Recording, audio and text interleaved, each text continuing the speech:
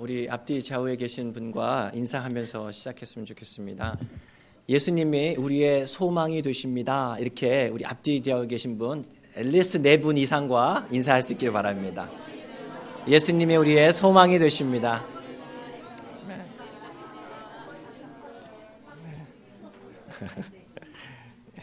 아멘. 저는 목사인데요. 이 성경을 읽다 보면은요, 이해하기 어려운 구절이 자주 나오는 것을 발견합니다. 여러분은 어떠세요? 성경이 잘 이해가 되시나요? 저는 어떤 목사님이 그렇게 말씀하신 것이 참 이해가 됐습니다. 성경이 이해가 안 되는 것이 이해가 된다. 하나님과 우리와의 차이가 있기 때문이겠죠. 그러면 생각해 봤습니다. 왜 이렇게 이해하기가 때로는 어려울까? 우리의 지혜가 분명히 부족한 탓도 있을 것입니다. 그런데 또 좀 더 생각해 보면 어쩌면 우리는 일상에 익숙해져 있는 관점으로 우리가 성경을 보기 때문에 성경이 좀 이해하기가 어려운 것은 아닌가라는 생각을 하곤 합니다. 그 중에 하나의 예가 산상수훈의 말씀인 것 같습니다. 여러분, 산상수훈은요, 소위 말하는 팔복으로 시작을 하고 있습니다. 여러분, 팔복 뭐죠? 8가지 복에 관한 가르침입니다. 예를 들면 이것이죠. 심령이 가난한 자는 복이 있나니, 또 애통하는 자는 복이 있나니. 여러분, 정말이에요? 심령이 가난하고 애통하는 자가 정말 우리 복이 있다고 생각하세요? 어쩔 수 없어서 믿음으로 아멘 하지만 아멘 하기는 좀 쉽지 않은 그런 우리 생각 아닙니까? 이 가난과 애통이라고 하는 것은 일상적인 시각에서 볼 때는요, 복하고는 사실 거리가 멀지 않습니까? 우리 흔히 오복이라고 하잖아요. 여러분, 오복이 뭔지 아세요? 장수하고 또 뭐죠? 건강하게 사는 거예요. 오래만 살면 주는 게 아니라 건강하게 살아야 돼요. 그리고 또 경제적으로도 여유가 있어야 되고, 또 그것만이 아니라 세상에 좀 덕을 끼치면서 존경도 받아야 되는 것이 복이래요. 그리고 마지막에는 어떻게 죽어야 돼요? 길거리에서 객사하는 게 아니라 가족 옆에서 깨끗하게 죽는 것, 그것이 오복이라고 보통 얘기를 하는 거예요. 사실 우리는 오복이라는 건 몰라도 기본적으로 그러한 것들을 고루 누린 사람들을 보면 뭐라고 얘기합니까? 자연스럽게 야, 당신 참 복 많이 받았네요, 이렇게 하지 않습니까? 그런 우리들의 일상의 관점에서 보면은요, 예수님의 말씀은요, 도무지 이해하기가 참 어렵습니다. 그래서 이해가 안 되니까 어떻습니까? 이건 패스, 이것도 패스, 나는 도저히 이해 못하겠습니다 하는 그런 유혹이 들곤 하지 않습니까? 여러분, 언제 보통 애통해 하세요? 슬플 때. 애통은요, 탄식하면서 울부짖는 것을 의미하거든요. 언제 그렇습니까? 제가 말씀드려 볼까요? 이럴 때 아니에요? 나의 달콤했던 그 꿈이 어느 순간 깨어질 때, 그때 애통해 하지 않습니까? 평범한 그 시간이 그리워질 만큼 너무 내 삶이 힘든 날을 계속해서 보내게 될 때, 그때 우리는 애통해 하지 않습니까? 어느 날 정기검진을 받았는데 갑자기 그 검진표에 악성 종양이 발견됐다. 그 말을 들었을 때 아닙니까? 갑자기 한밤중에 전화벨이 울려 퍼졌는데 들어보니까 사랑하는 사람을 이제 더 이상 볼 수 없다라는 소식을 들었을 때 아닙니까? 혹은 내가 평생 바쳐서 열심히 헌신하던 그 회사에서 어느 날 갑자기 그날 아침에 해고 통보를 받았을 때 아닙니까? 내가 정말 들어가고 싶어서 열심히 노력했던 그 준비한 그 학교에서 불합격 통지서를 받아들었을 때, 그때 내 꿈이 깨어질 때 우리는 애통해 하지 않습니까? 윌리엄 바클레이라고 하는 그 주석학자는요, 이 애통하다라고 하는 단어를 이렇게 해석을 합니다.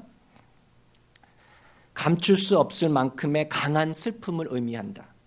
또 마음을 아리게 할 뿐만 아니라 주체할 수 없는 눈물이 흐르게 만드는 슬픔을 의미한다. 간단하게 그냥 잠깐의 아픔이 아니에요. 손가락이 조금 잘려나간 그런 아픔 정도가 아니에요. 잠깐 시간이 지나면은 뭐 괜찮아지겠지 하는 정도, 인격 수양을 하게 만드는 정도의 아픔이 아니라 처절한 아픔이라는 거예요. 눈물이 없이는 그 시간을 견딜 수 없는 그런 아픔이라는 거예요.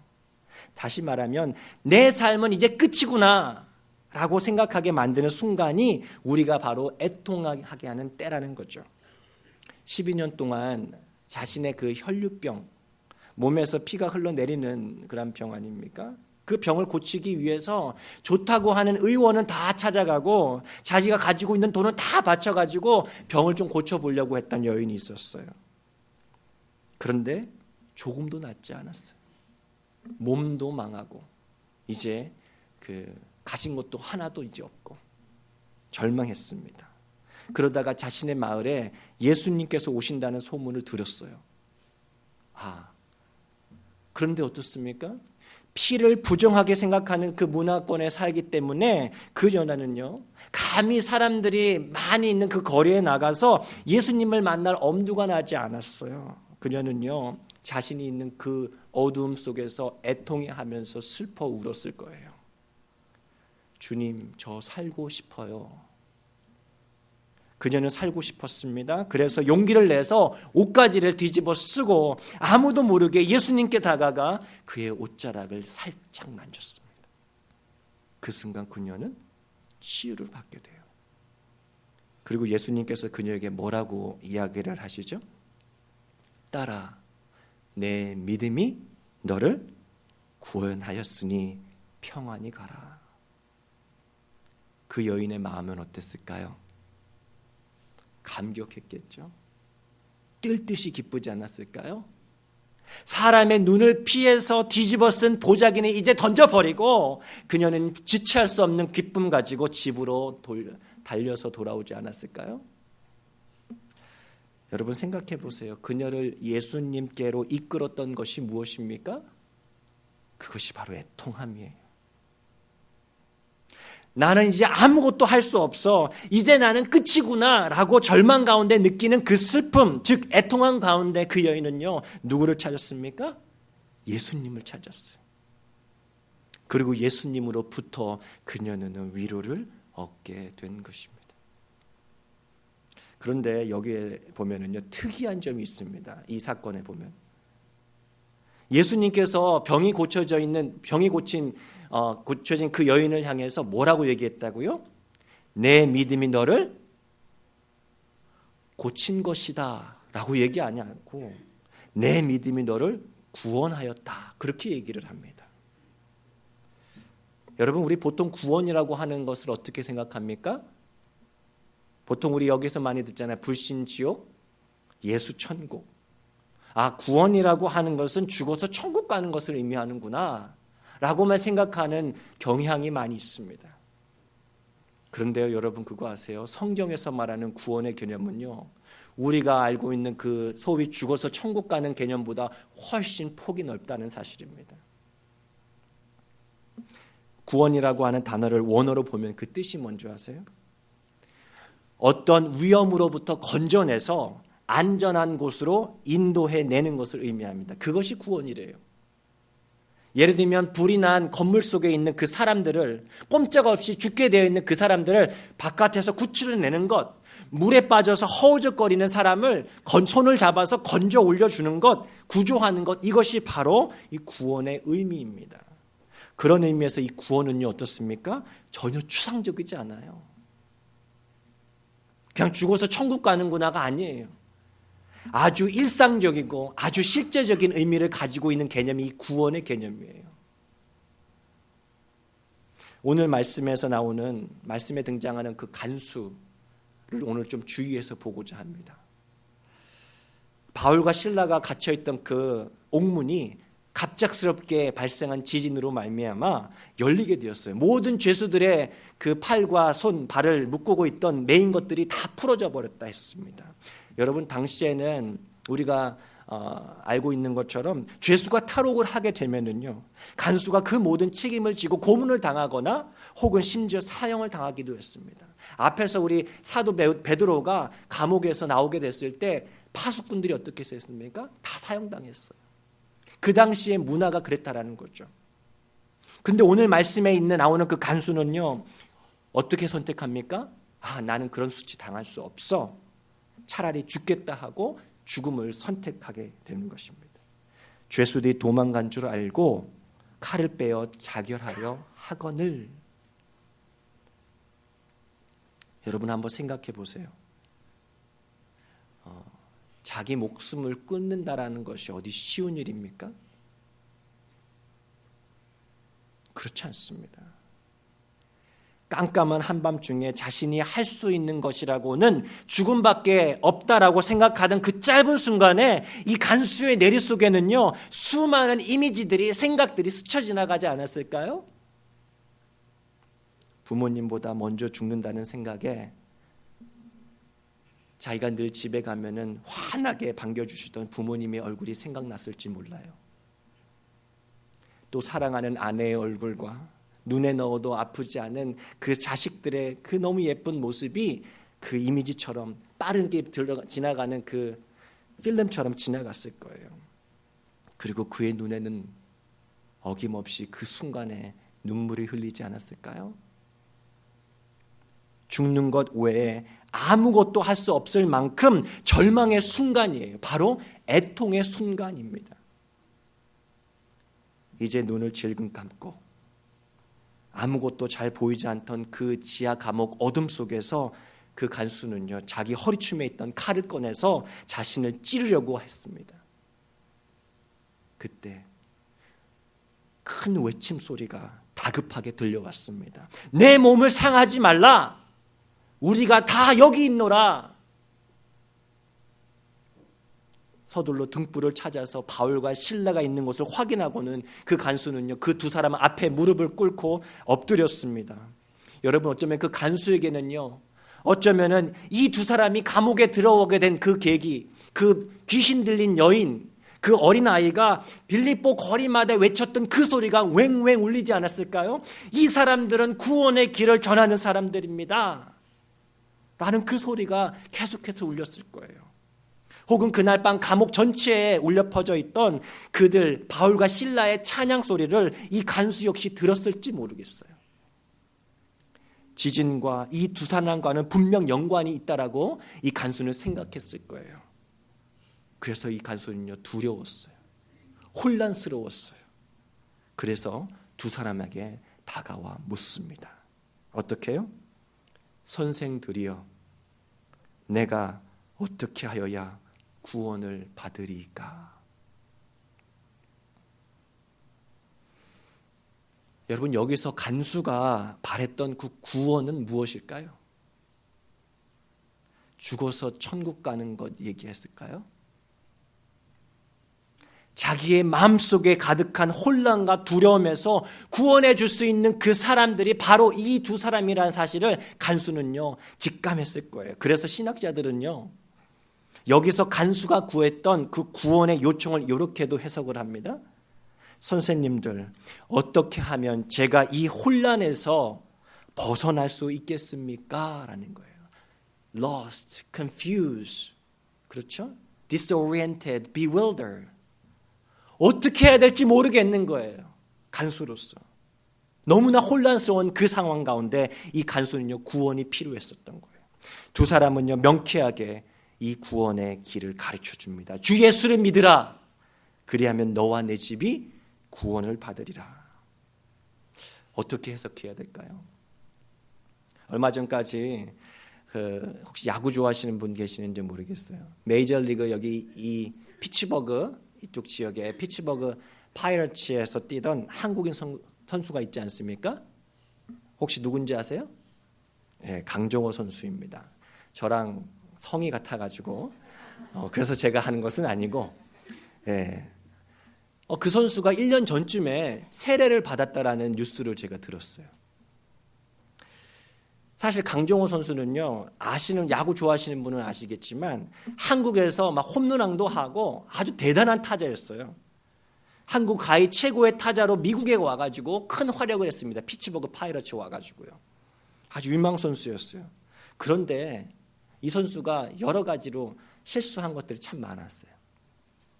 그 시카고의 원정 경기에 가서는 막 성폭행 사건하고 연루가 되기도 하고, 한국에서는 3번씩이나 음주운전 때문에 이제 중징계를 받아가지고 한국에서는 선수 생활도 못할 정도로 위험에 빠지게 됩니다. 게다가 얼마 전에 손목 부상까지 당해가지고 수술하면서 이제는 선수 생활이 끝났구나 하는 그때였습니다. 그런 상황에서 강 선수가 세례를 받았다라는 뉴스를 제가 받았어요. 강정호 선수가 슬럼프 탈출을 위해서 이 도미니칸 공화국에서 하는 그런 리그가 있나 봐요. 거기에서 잠깐 뛰고 있을 때 누구를 만난 줄 아세요? 그곳에서 선교 사역을 하던 한 신실하신 선교사님 부부를 만납니다. 그곳에서 그분들의 모습을 보고 이 강 선수가 회심을 했다라고 그렇게 고백하는 것을 읽었어요. 여러분, 그 강정호 선수가 자신의 인생의 절망 가운데서 나 이제 끝났구나, 나의 화려했던 과거는 이제 끝이구나라는 생각했을 때 어떠한 심정이었을까요? 선교사 부부를 만나서 어떻게 간구했을까요? 이런 간구는 안 했을까요? 선교사님, 제가 어떻게 하면 이 위기에서 벗어날 수 있겠습니까? 그렇게 묻지 않았을까요? 그는요, 구원을 갈급했습니다. 마치 오늘 말씀의 간수와 같이 간절한 심정이었을 거예요. 그리고 그 선수가 세례를 받기 전에 이렇게 고백을 하는 것을 봤습니다. 안 좋은 일들을 겪으면서 야구가 전부가 아니라는 생각을 하게 됐습니다. 하나님이 인도하신 대로 살기로 결심했습니다. 그렇게 고백을 하고 세례를 받았대요. 무슨 얘기예요? 이제 내 인생의 주인은 예수입니다. 그렇게 입으로 시인하고 마음으로 믿어 강정호 선수가 구원을 받은 거 아닙니까? 로마서 10장 9절 말씀입니다. 우리 같이 한번 읽겠습니다. 시작. 내가 만일 내 입으로 예수를 주로 시인하며 또 하나님께서 그를 죽은 자 가운데서 살리신 것을 내 마음에 믿으면 구원을 받으리라. 아멘. 오늘 아침 예배 드리러 오셨을 때 여러분, 겉으로는 우리 너무도 아름답고 너무도 멋있게 치장하고 또 겉으로 볼 때는 그냥 가볍게 웃으면서 인사하시지만 혹 속 마음속에는 절망 속에서 애통해하며 울고 계시는 분 안 계십니까? 아무리 밤낮으로 뛰어다니고 일을 하지만 경제적인 형편이 나아지지 않는 분 안 계세요? 모든 노력을 다 해봤지만 도저히 헤어날 수 없을 정도로 여러 가지 중독에 빠져 계신 분 안 계세요? 술에, 도박에, 성적인 유혹에.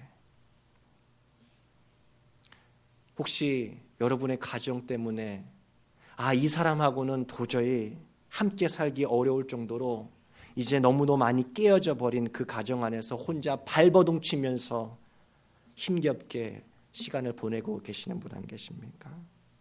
내가 사랑하는 그 사람이 큰 병이 들어서 더 이상 모든 방법을 동원해도 나을 가능성이 없을 때 그 고통받고 있는 모습을 지켜만 볼 수밖에 없는, 그렇게 애통해하고 계시는 분 안 계십니까? 오늘 구원의 복된 소식을 들을 수 있기를 바랍니다. 주 예수를 믿으라. 그리하면 너와 내 집이 구원을 받으리라. 2000년 전 한밤중 빌립보의 한 지하 감옥에서 절망에 빠져서 죽으려고 했던 간수를 구원해 주셨던 이 메시지는요, 2000년이 지난 지금도 동일하게 우리를 어떠한 절망 가운데서도 구원해 주시는 복음, 좋은 소식이 되는 줄로 믿습니다. 오늘 간수는요, 자신이 직면하고 있는 그 혼란스러운 상황에서 구원받는 것 그 이상의 것을 얻었음에 분명합니다.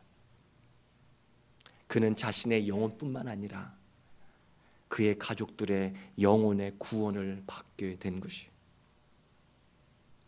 간수와 그의 가족이 구원의 메시지를 듣고 난 이후의 사건을요, 오늘 말씀을 기록한 누가는요 이렇게 기록합니다. 우리 33절 말씀, 34절 말씀을 같이 한번 읽겠습니다. 시작. 그 밤 그 시각에 간수가 그들을 데려다가 그 맞은 자리를 씻어주고 자기와 그 온 가족이 다 세례를 받은 후 그들을 데리고 자기 집에 올라가서 음식을 차려주고 그와 온 집이 하나님을 믿음으로 크게 기뻐하니라. 아멘. 여러분, 어떤 단어가 가장 눈에 띄시던가요? 하나님을 믿음으로 기뻐하니라. 그렇죠. 저는요 이 표현이었어요. 그 밤 그 시각에. 그 밤이 어떤 밤이에요?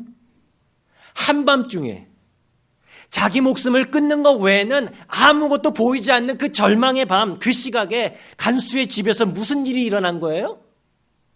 잔치상이 열렸어요.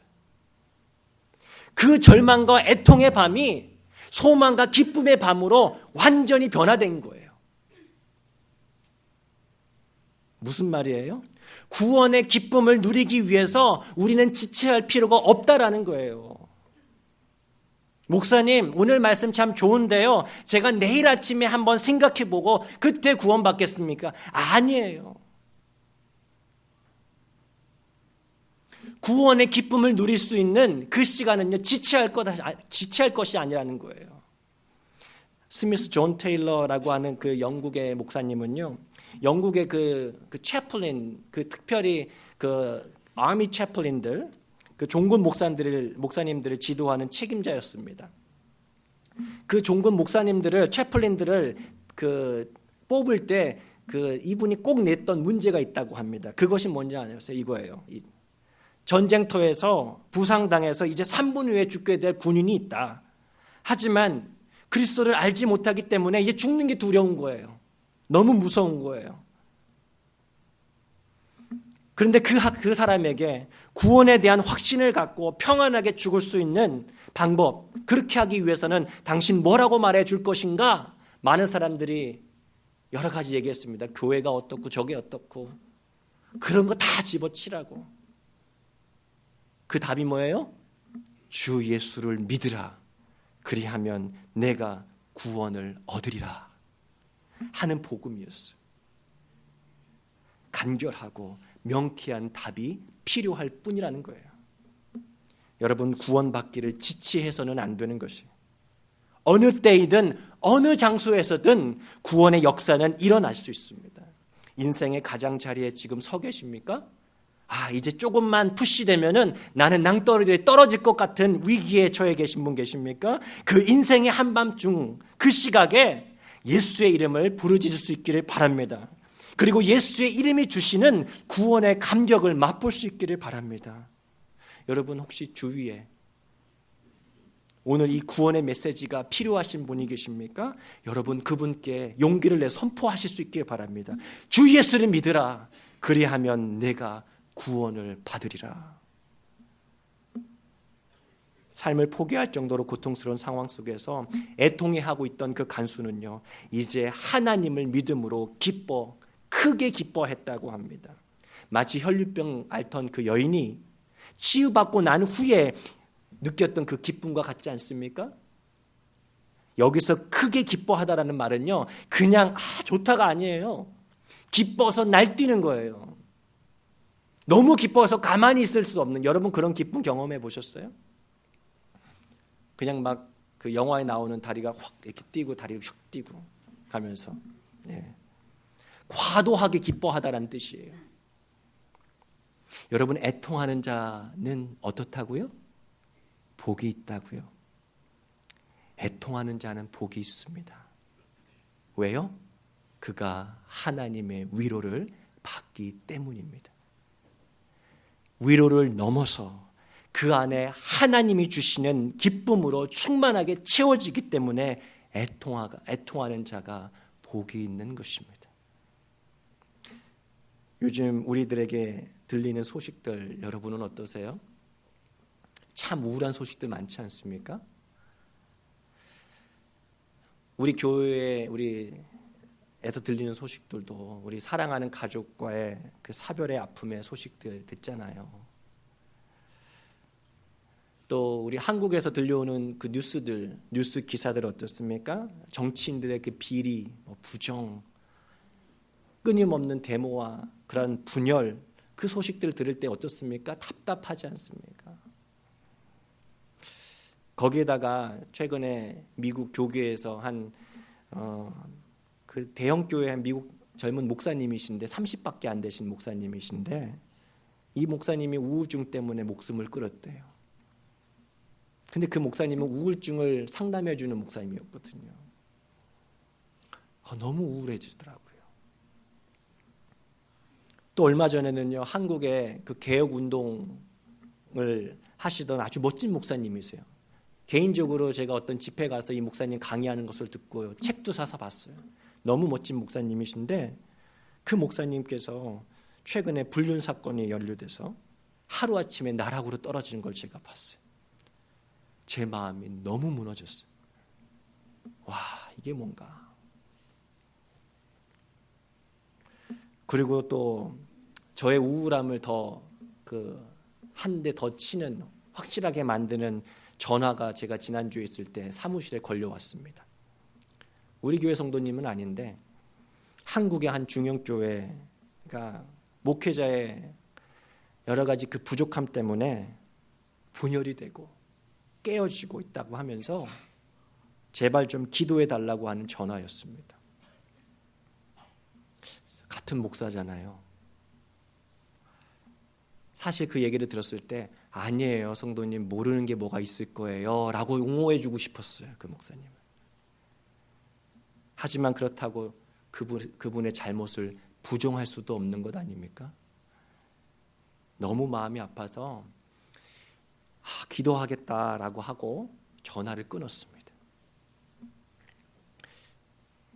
보통은 이제 제가 기도하고 하는데 그날은 안 되겠다 싶어 너무 마음이 힘들어가지고 제 옆에 있던 기타를 잡아 들었어요. 그리고 한참 동안 하나님께 찬양을 드리면서 기도했어요. 주님, 제가 그들에게 손가락질을 할 수는 없겠습니다. 저 역시도 죄가 많고 부족합니다. 연약합니다. 주님, 그래서 전 답답합니다. 어떻게 해야 합니까? 주님, 도와주세요. 치유해 주십시오. 붙잡아 주십시오. 그날 교회에 아무도 없는 시간에 모처럼 만에 정말 큰 소리 내서 선포하면서 찬양했습니다. 그렇게 찬양곡 한 곡 한 곡씩 불러가는데 어떠한 찬양곡 속에서 하나님의 응답하심을 제가 깨달을 수 있었어요. 찬양의 가사가 이렇습니다. 두렵지 않네. 이 땅 가운데 어둠이 가득하다 해도 전능하신 우리 주 우리들에게 승리를 약속하셨네. 낙심치 않네. 이 땅 가운데 평화가 사라졌다 해도 신실하신 주 우리들에게 회복을 명령하셨으니 주가 우리와 함께 시작하셨으니 그가 또한 역사를 이루시리라. 난 두렵지 않네. 이 땅 위에서 어둠을 깨고 일어나리라. 여호수아처럼 마음을 지켜 다시 담대함을 가지리라. 난 낙심치 않네. 이 땅 위에서 다시 복음을 외치리라. 다윗 왕처럼 보좌 앞에서 새로운 소망의 노래 부르리라. 이 찬양을 부르는데요, 제 안에 마음에 확신이 왔어요. 하나님의 응답이구나. 이노야, 염려하지 마라. 내가 그 교회를, 내가 그 땅을 붙잡고 있다. 걱정하지 마라. 제가 전화를 다시 걸어서 그분께 제가 경험했던 이것을, 이 말씀을 들려주고 싶었어요. 성도님, 하나님께서 그 교회를 붙들고 계신다고 해요. 염려하지 않으셔도 되겠습니다. 근데 전화를 제가 못했어요. 전화번호를 모르잖아요. 그리고 다시 어떻게 전화 걸기도 부담이 돼서 기도했는데요. 여러분 생각해 보세요. 우울해 있던 그 현실은요, 바뀌지 않았잖아요. 그런데 바뀐 것이 있더라고요. 뭐가 바뀌었어요? 제 자신이 바뀌더라고요. 제 안에 말할 수 없는 위로하심이, 평안이 느껴졌어요. 여러분, 인생이 깜깜할 때, 아무것도 보이지 않을 때 우리는 절망합니다. 그게 우리들이에요. 애통해합니다. 눈물 흘려요. 팬인가 제자인가라는 책으로 유명한 그 카일 아이들런 목사님, 이 목사님이 쓴 책 가운데 나의 끝 예수의 시작이라는 책이 있습니다. 되게 제가 막 추천해드리고 싶은 책이에요. 아주 잘 쓰셨어요. 그 책에서 이 목사님께서 우리들이 이러한 그 어두운 밤의 그 시간을, 애통하는 시간을 보내야 할 때 기억해야 하는 하나님을 아는 지식 두 가지가 있다라고 하면서 이렇게 얘기해 줍니다. 첫 번째는 이것이에요. 우리 같이 한번 읽어볼까요? 시작. 하나님은 당신의 고통을 하나도 허비하지 않으신다라는 거고요. 두 번째는 이것입니다. 하나님은 절대 당신을 혼자 두지 않으신다. 오늘 말씀을 시작하면서 저는 우리가 언뜻 이해하기 어려운 그 팔복 두 번째 그 말씀으로 시작을 했습니다. 그 말씀을 유진 피터슨 목사님께서는요, 이렇게 해석을 하십니다. 제가 읽어드릴게요. 가장 소중한 것을 잃었다고 느끼는 너희는 복이 있다. 그때야 너는 가장 소중한 분의 품에 안길 수 있다.